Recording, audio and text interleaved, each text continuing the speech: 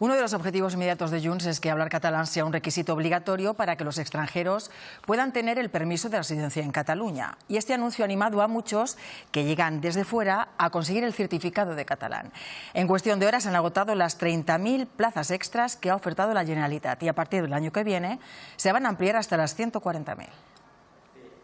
Las escuelas de catalán no dan abasto. Los extranjeros ya representan el 22% de toda la población en Cataluña y quieren hablar el idioma. En el último año sí que hemos notado, hemos casi doblado los cursos que teníamos de catalán. Gagandip llegó de la India y enseguida se dio cuenta de la importancia de hablar catalán. Hoy él es quien imparte las clases. Cuando tú hablas idioma propio de donde vives, ganas más confianza con las personas y eso te abre muchas puertas.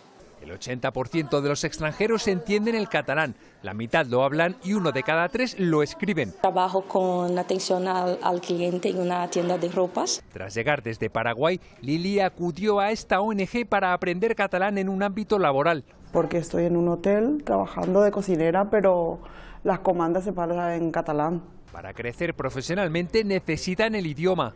Quieren salir un poco de los trabajos que siempre hacen, que son cuidar gente mayor, temas de limpieza, hostelería. También lo aprenden para integrarse en Cataluña y poder asistir a la universidad.